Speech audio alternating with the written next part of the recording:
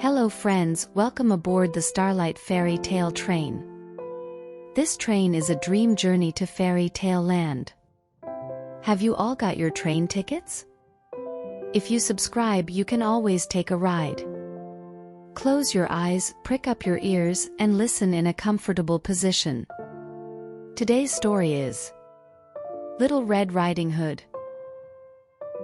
Once upon a time, in a small and peaceful village, there lived a lovely girl.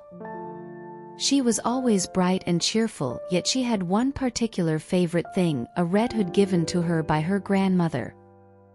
This red hood suited her so well that whenever she appeared wearing it, the villagers would all say, "Ah, Little Red Riding Hood is here," and welcomed her warmly. My dear granddaughter, wearing this hood will always keep you healthy and happy," her grandmother had said. Little Red Riding Hood was incredibly happy with this gift filled with her grandmother's love. Since that day, she never went anywhere without her hood.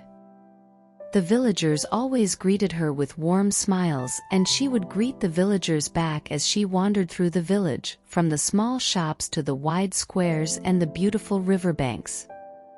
Little Red Riding Hood wandered around the village wearing her hood. One morning, while having breakfast with her mother, "Little Red Riding Hood, your grandmother is feeling a bit unwell today," her mother said. "How about you go and see her?" Little Red Riding Hood loved her grandmother very much. "Yes, I will visit grandmother's house." Her mother handed her a basket and said, "Here are some cake and wine. Grandmother will enjoy them. But be careful, the forest path can be dangerous." Little Red Riding Hood assured her mother not to worry. "Mom, don't worry. I'll safely return from grandmother's house," she replied. Holding the basket, she took to the forest path leading to her grandmother's house. Admiring the beautiful flowers along the way, Little Red Riding Hood decided to gather a bouquet for her grandmother. "A grandmother will surely be delighted to see these flowers," she murmured to herself. Although the forest was quiet and peaceful, Little Red Riding Hood did not forget her mother's words and remained vigilant. The small forest animals looked at her with curiosity and also greeted her. "Hello, I'm on my way to my grandmother's house." Little Red Riding Hood kindly greeted the animals too.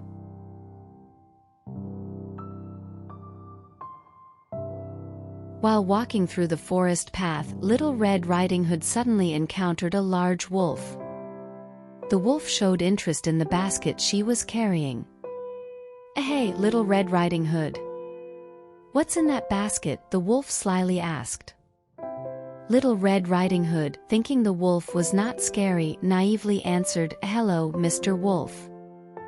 This basket contains cake and wine for my grandmother. She's unwell."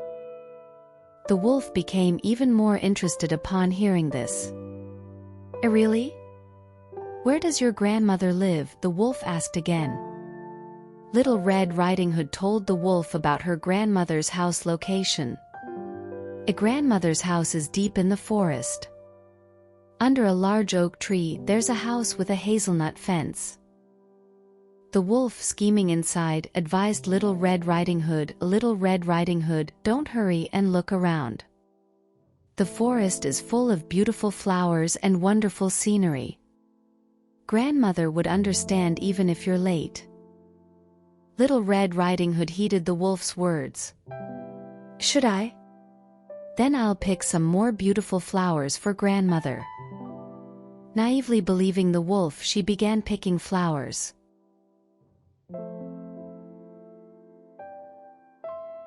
While Little Red Riding Hood was picking flowers, the wolf sneakily ran off to the grandmother's house.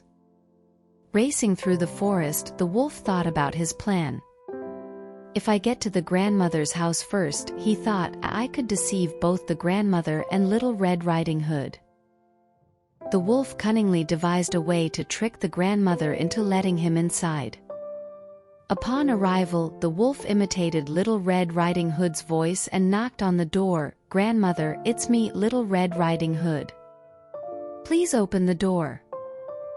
However, the grandmother recognized the trick. "Who is it?"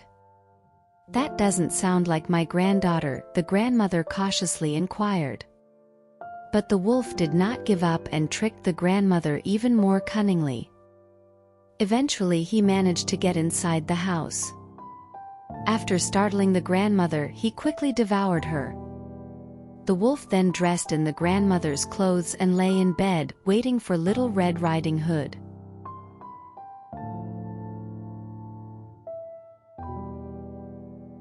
Meanwhile, Little Red Riding Hood was in the forest's flower garden, gathering a beautiful bouquet of flowers. "A grandmother will surely be delighted with these flowers," she thought happily as she picked them. She was so engrossed in picking flowers that she lost track of time. While she was busy, the forest animals gathered around her. A little rabbit sniffed the flowers, sniff, sniff, enjoying their scent, and birds sang beautiful songs from the branches above. Little Red Riding Hood truly enjoyed her time with these forest friends. However, time was quickly passing. Little Red Riding Hood realized she needed to head to her grandmother's house. She hurriedly left the flower garden, thinking, "Grandmother must be waiting. I must go now."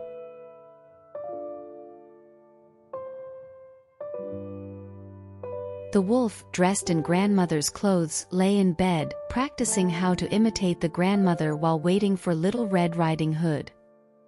"If I act just like the grandmother," he thought, "Little Red Riding Hood will mistake me for her."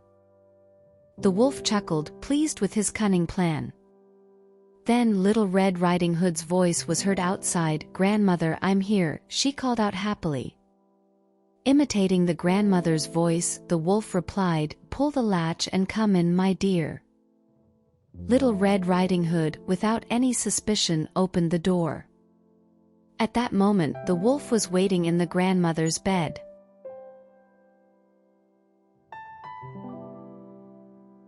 As Little Red Riding Hood entered, the wolf, pretending to be the grandmother, tried to deceive her. "Come in, my dear granddaughter.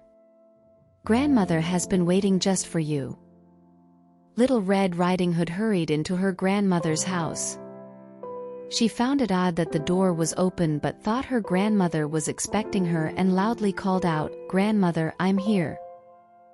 But from that moment there was no answer. "Grandmother?" Little Red Riding Hood called again, but the house remained silent. Cautiously stepping inside, Little Red Riding Hood looked around. Everything seemed normal, but she felt something was off. "Grandmother, where are you?" Little Red Riding Hood walked towards the bed with a sense of unease. Standing by the bed, Little Red Riding Hood noticed that her grandmother's appearance seemed different. Her grandmother's face was deeply buried in the blanket and her voice sounded odd. "Grandmother, are you all right?" Little Red Riding Hood asked cautiously.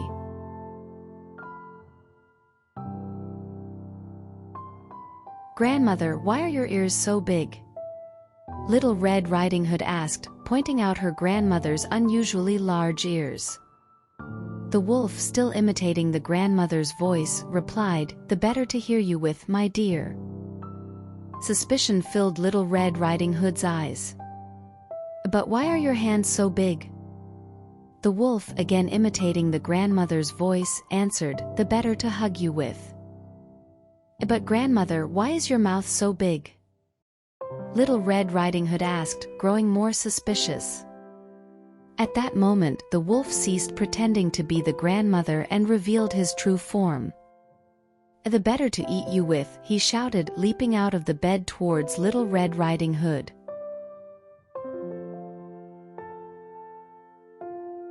After swallowing Little Red Riding Hood, the wolf, satisfied, began to snore loudly. A hunter passing through the forest heard the strange snoring sound and became curious. "I've never heard such a sound in this forest before," the hunter muttered to himself. He cautiously approached the grandmother's house. Peeking through the window, he saw a large wolf sleeping in the bed, not the grandmother. Oh no, did this wolf eat the grandmother? And to be snoring so loudly? The hunter sensed something was amiss. He tiptoed into the house and approached the wolf. Noticing the wolf's unusually swollen belly, he thought, perhaps the grandmother and Little Red Riding Hood are still alive inside. He began to carefully cut open the wolf's belly. As the hunter carefully cut open the wolf's belly to rescue Little Red Riding Hood and her grandmother safely, the first to emerge was a surprised Little Red Riding Hood, who blinked in the darkness and exclaimed, "Oh, where am I? It's so dark and damp here." Realizing she had been rescued, she gratefully said to the hunter, "Thank you, Mr. Hunter. I'm so grateful." Next, as the hunter continued to cut more cautiously, he managed to rescue the grandmother as well. "Phew, I can finally breathe again," the grandmother sighed with relief. "Thank you for saving me, young man." Together, the hunter, Little Red Riding Hood, and her grandmother filled the wolf's belly with large stones. "And now this wolf will never trouble us again," said the hunter as they carefully stitched up the wolf's belly with thread and needle. After all was done, they sat together in the grandmother's house, drinking warm tea and recounting the day's events. When the wolf finally woke up, he felt unusually heavy. "Why am I so heavy?" he wondered, confused and trying to stand up. Thirsty, he made his way to the well for a drink but found it difficult to walk due to the heaviness. Upon reaching the well, the weight of the stones made it impossible for him to keep his balance, and he fell into the well as he attempted to drink. "Help me," the wolf cried out in his last moments, but it was too late. The wolf disappeared into the depths of the well. Peace was restored to the grandmother's house.